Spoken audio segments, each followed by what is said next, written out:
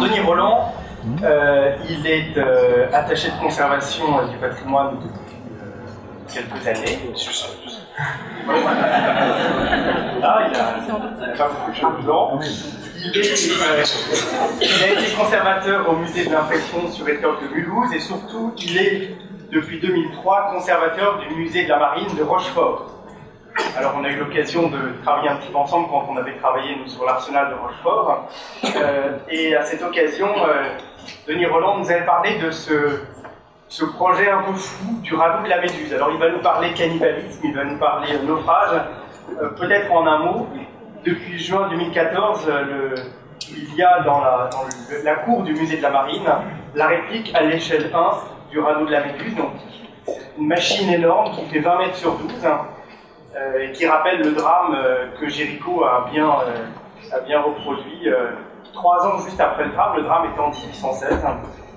Ce qui est intéressant aujourd'hui, c'est que cette machine permet de faire revivre cette mémoire perdue, comprendre, faire comprendre, rendre attractif, vivre. On est au cœur de la notion d'expérience et de la notion d'interprétation telle qu'on l'entend en Amérique du Nord.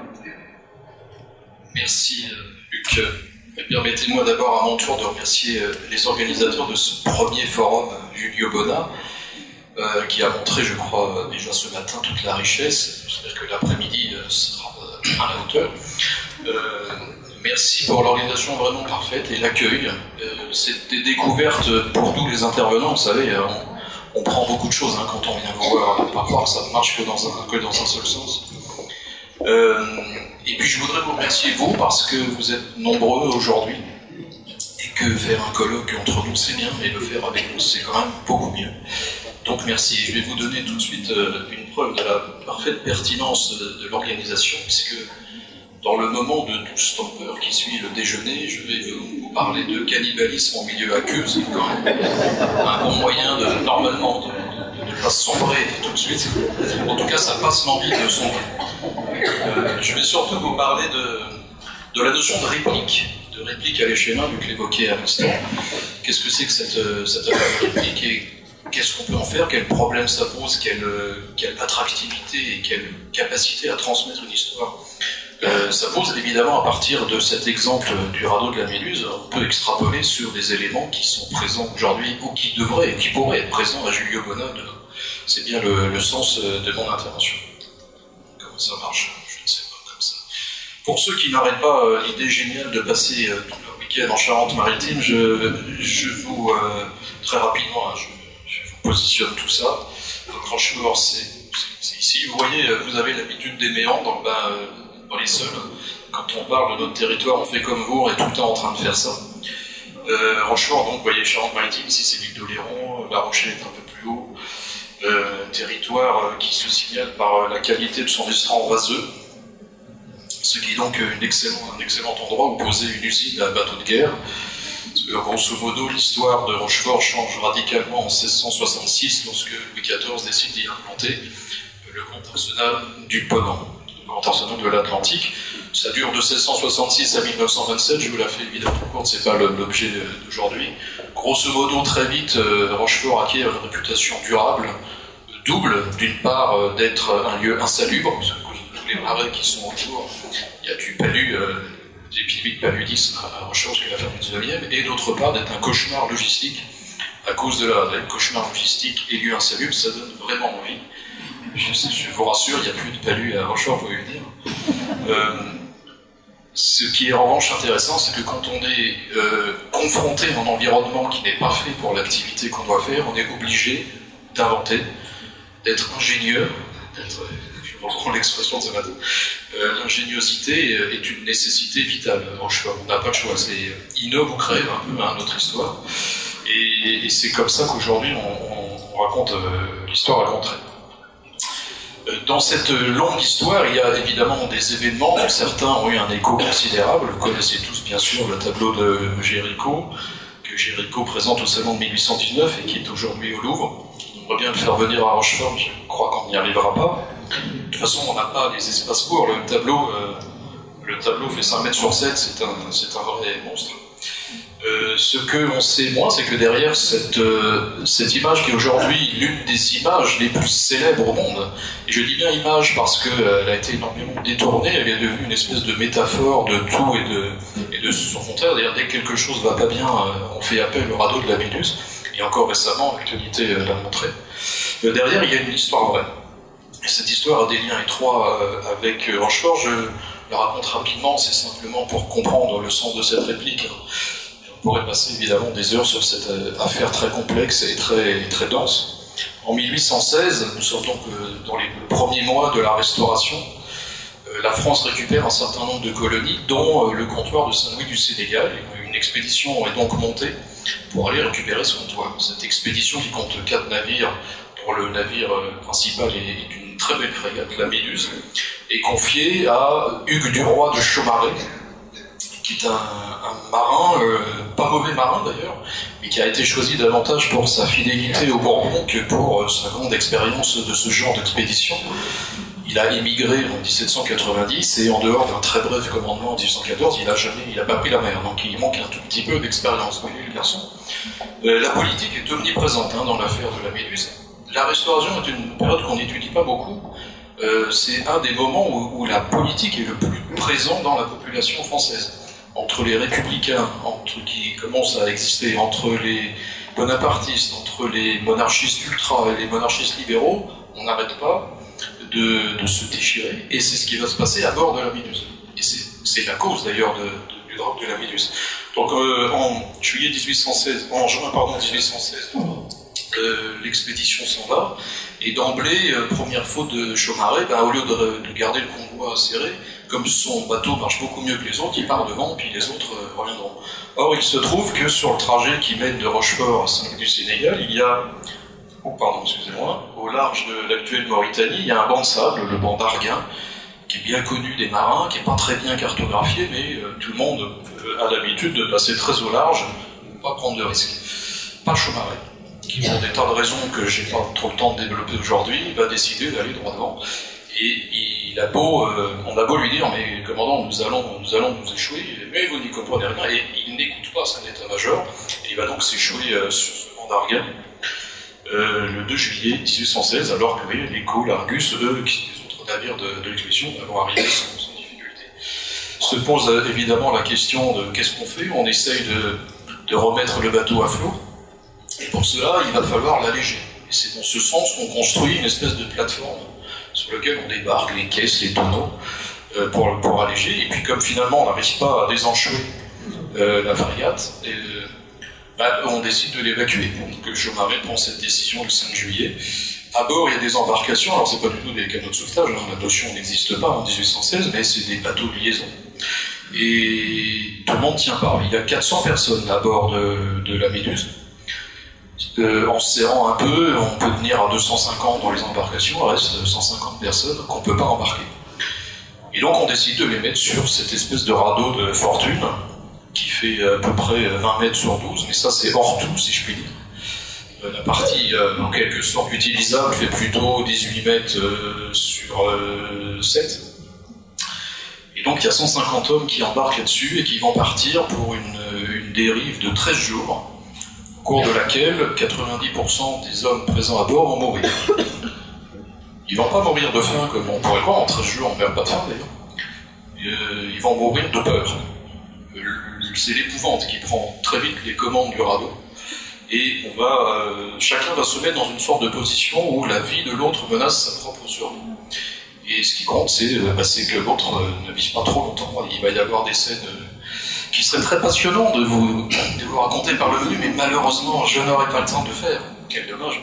Si vous venez à Rochefort, vous saurez tout. Il y a des combats à bord, ça c'est une des scènes qui a été représentée après coup. Il faut imaginer cette espèce d'engin qui s'enfonce de près d'1 mètre dans l'eau sous son propre poids déjà et sous le poids des hommes. La nuit, la mer est assez formée, on n'a pas grand chose à boire, on n'a rien à manger, et qu'est-ce qu'on fait? On se bat à coups de sabre toute la nuit. C'est vraiment des scènes d'apocalypse qui s'enchaînent les unes après les autres, jusqu'à ce que le 17 juillet 1816, de manière parfaitement miraculeuse, un des navires qui était parti chercher, non pas du tout le radeau, mais l'épave de la Méduse, et qui ne la trouve pas, revient à Saint-Louis-du-Sénégal, et tout à fait par hasard, tombe sur ce radeau, à bord duquel il y a 15 hommes dans un état de dégradation fort avancé. 5 d'entre eux vont mourir d'ailleurs dans les jours suivants, donc il y a 10 vrais, si on peut dire, 10 vrais rescapés qui vont raconter, en tout cas pour certains d'entre eux, qui vont raconter ce qui s'est passé. En voilà un, je vous le montre parce que c'est un beau garçon, c'est toujours agréable, c'est un Rochefortais, chez Angelin de Marine, et c'est lui qui va raconter le premier. Je vous montre parce que c'est un des éléments du lien avec Rochefort. L'expédition est donc partie de Rochefort.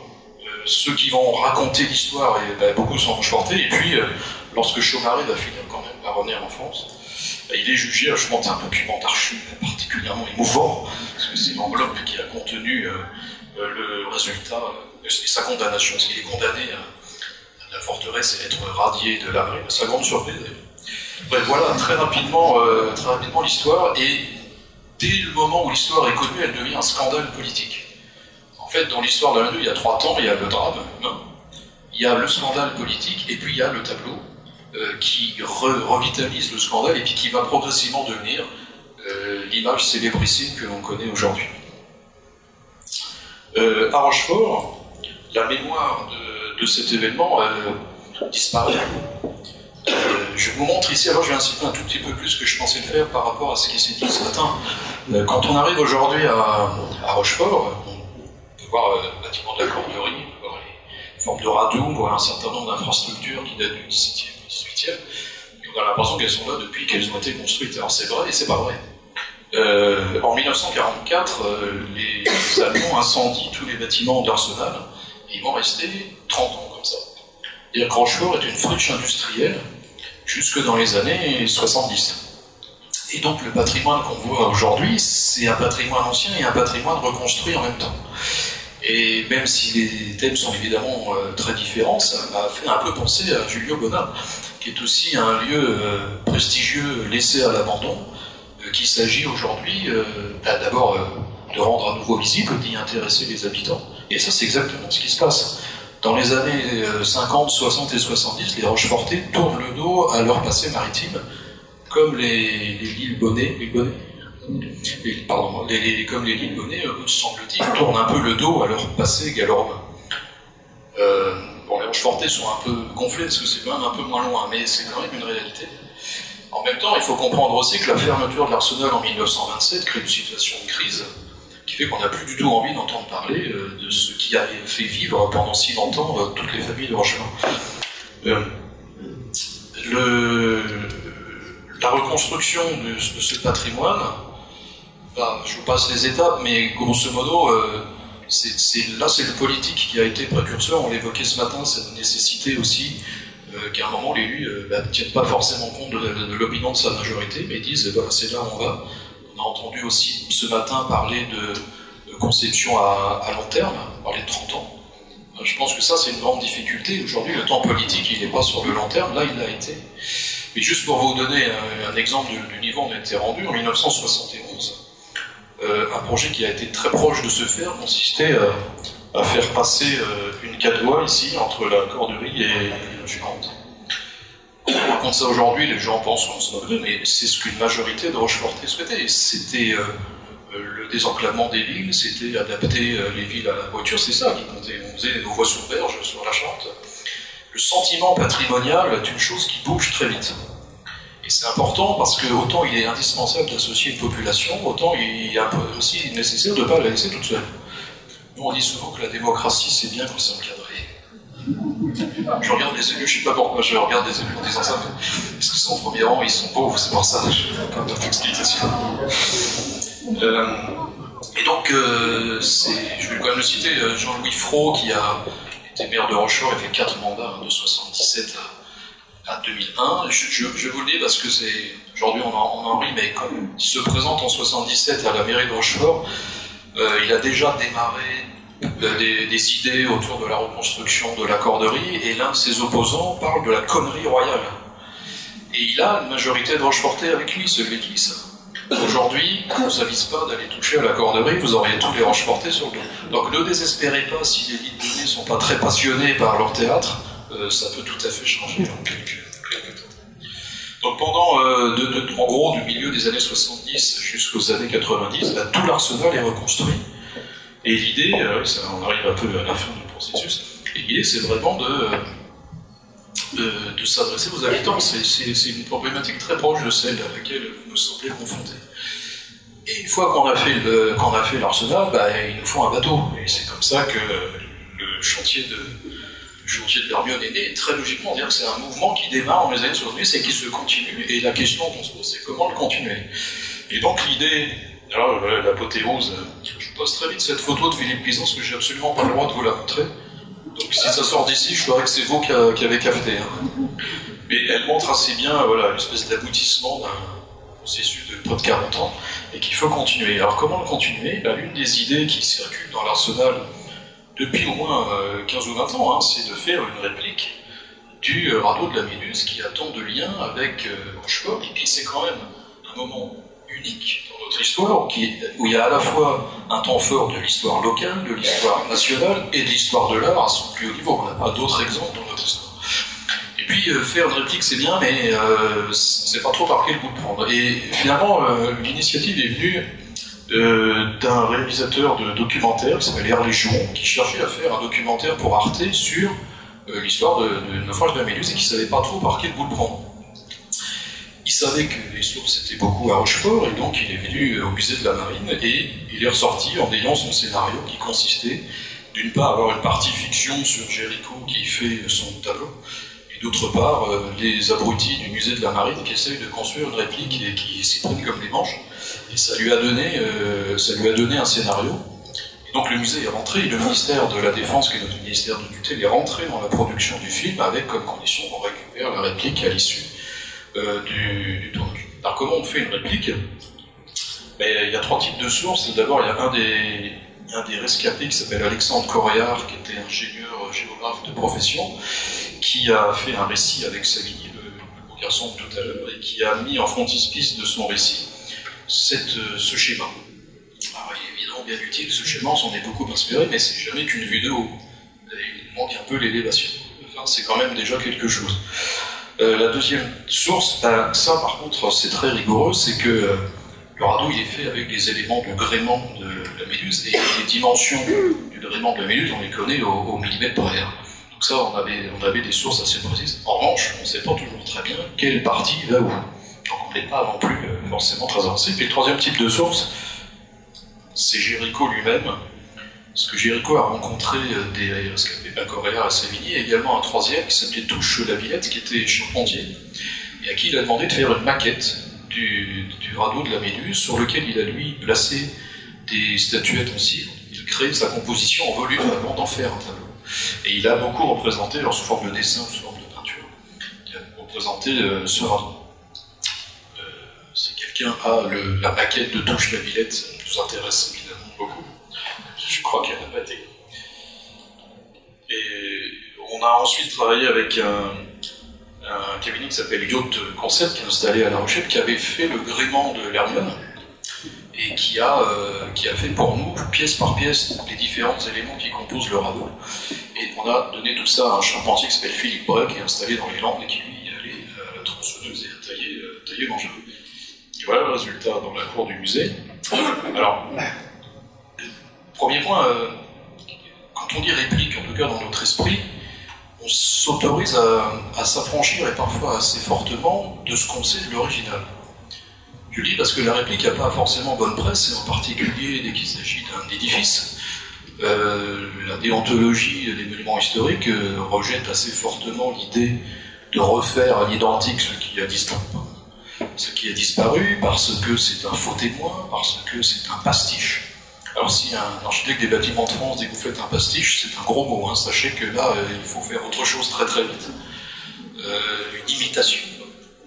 En fait, nous, on a pris des libertés assez fortes, c'est-à-dire que, et sans les cacher, c'est surtout ça qui est important. Par exemple, on ne le voit pas ici, mais nous, on a utilisé des vis. Des grosses vis pour assembler tout ça, évidemment pas des vis en 1816, il y avait des cordages et des clous. Et on ne songe pas à les masquer. De même, on sait qu'un certain nombre de parties du gréement de la Méduse étaient peints en noir. On ne les a pas peints en noir. La plupart des éléments, d'ailleurs, sont taillés relativement grossièrement. Ce qui nous intéressait là, c'était la taille, la dimension.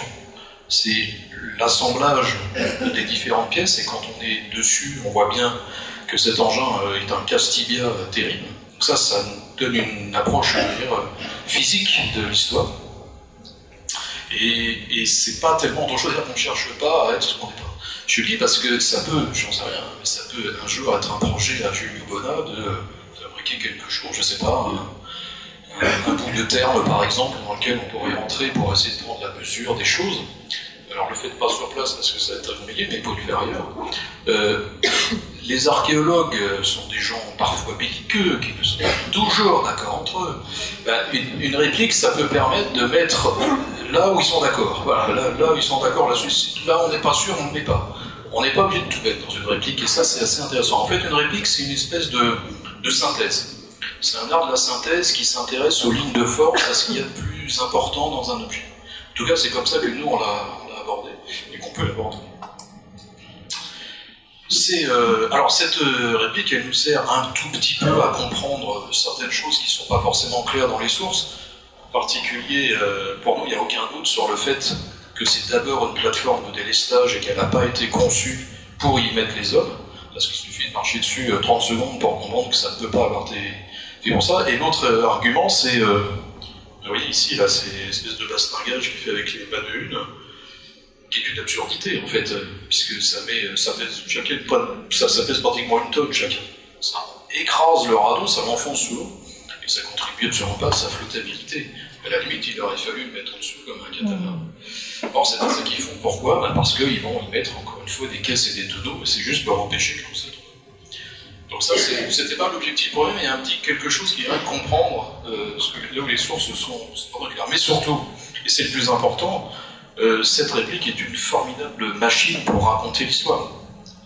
Si je vous raconte l'histoire du naufrage de la Méduse, vous allez être complètement passionné parce que vous êtes des gens bien élevés, mais si je le fais sur la réplique, ça prend complètement une autre dimension. On happe les gens, on les met dans une situation. Tout dépend après du discours qu'on tient. On peut effectivement tenter de dire n'importe quoi, mais c'est pas le genre de la maison. On a aussi imaginé de faire des visites théâtralisées, on les appelle comme ça, mais des visites en costume en fait. On prend une partie de l'histoire et on met en scène. Ce sont des collègues du musée qui se costument, ils sont comme ça chez nous. Et c'est une autre façon de faire venir à l'histoire des gens qui n'y viendraient pas forcément.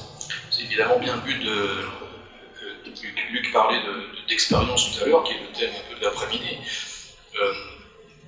Jusqu'où on s'autorise à aller, c'est un peu la question, c'est-à-dire l'histoire a besoin pour un certain nombre de nos contemporains de s'incarner dans quelque chose pour qu'on puisse simplement l'entendre. Et ça, la réplique, elle fonctionne. Alors, la réplique, c'est aussi une scène. Là, on a un concert qui n'a absolument aucun rapport avec l'histoire de la Méduse, même l'histoire maritime. C'est pas forcément très grave, alors pour les musiciens qui tournent un peu partout dans le monde, de faire un concert sur le radeau de la Méduse, ils sont prêts à payer pour venir, parce que pour eux aussi, c'est une expérience.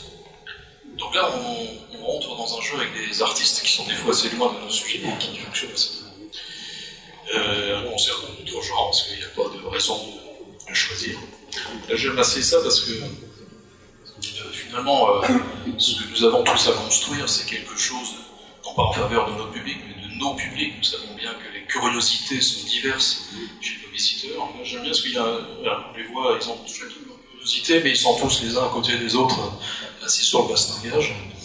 Donc voilà, voilà simplement ce que je voulais vous dire, c'est que dans d'autres pays qui a encore une fois un goût assez inné pour la polémique, la notion de réplique, elle court le risque de se réduire à deux lieux communs entre celui qui fait son pastiche, qui falsifie l'histoire, ou au contraire, celui qui vit l'histoire et qui en fait une espèce de mythe d'âge d'or. Je pense que le débat sur la réplique mérite mieux. C'est vraiment une façon de raconter l'histoire qui a un sens et qui peut avoir un sens, me semble-t-il, pour Giulio Bona aussi. En tout cas, ce qui est certain, c'est que si vous faites une réplique à échelle 1, vous pouvez y inviter tous vos amis, et ça n'a pas de prix. Je vous remercie.